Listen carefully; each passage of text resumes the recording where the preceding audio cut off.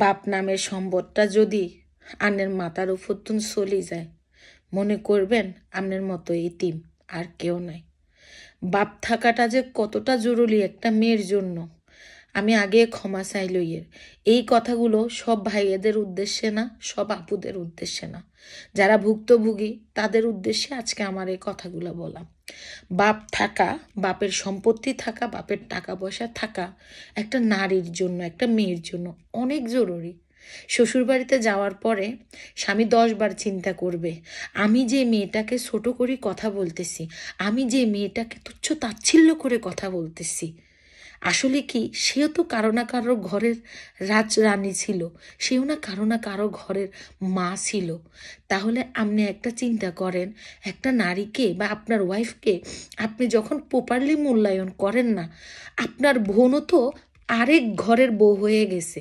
শ্বশুরবাড়ি থেকে যখন আপনার বোন আপনার বাপের বাড়িতে আইসা আপনার মায়ের কাছে, আপনার বাপের কাছে শ্বশুরবাড়ির কথা বলে, আপনার মতো ভাইয়েরাই কিন্তু আগে বলেন আমার বোনকে এত বড় কথা বলছে, দাঁড়া দুলাভাইয়ের খবর আছে, তো শ্বশুরবাড়ির খবর আছে। ঠিক আপনার বউটাও অন্য বাড়ির মেয়ে আপনার বউ হয়ে আপনার বাপের বাড়িতে আসছে। তাহলে আপনার বউ ডিজার্ভ করে আপনার থেকে সম্মান, আপনার থেকে ভালোবাসা, আপনার থেকে মর্যাদা।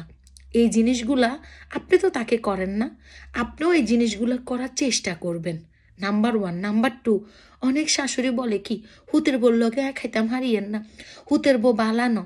আপনি শাশুড়ি হওয়ার আগে আপনি নিজেও পুতের বউ ছিলেন, আপনি নিশ্চয় আপনার শাশুড়ির সঙ্গে সুন্দরভাবে চলতে পারেন নাই, যার কারণে আপনিও আপনার পুতের বউ লগে খাইতে পারতেছেন না। নাম্বার 3, অনেক বেডিরা আছে জামাইরে মাথা বেন ওয়াশ করি দে, এই অভ্যাসটা তো নাঙ্গরে পরিবর্তন হইতে হবে। কিন্তু সবচেয়ে বেশি মূল্যায়ন কথা যেটা, বাবার আর ভাইয়ের ছায়া যদি মাথার উপরে না থাকে, ওই নারীর মতো অসহায় কেউ হইতে পারে না। ওই নারীদেরকে স্বামীরা কথা বলতে, স্বামীরা খাটাইতে 2টা মিনিট চিন্তা করে না।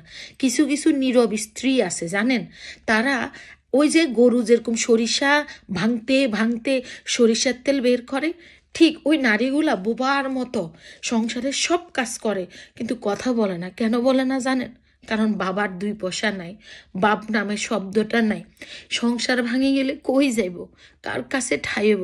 নারী তো এমনিই পচা, নারীর তো কোনো মানে কি করবো, নারীর তো কোনো অস্তিত্ব নেই। সেটা আমি বলেন আপনি বলেন, কারো কোনো বড় গলার কথা নাই।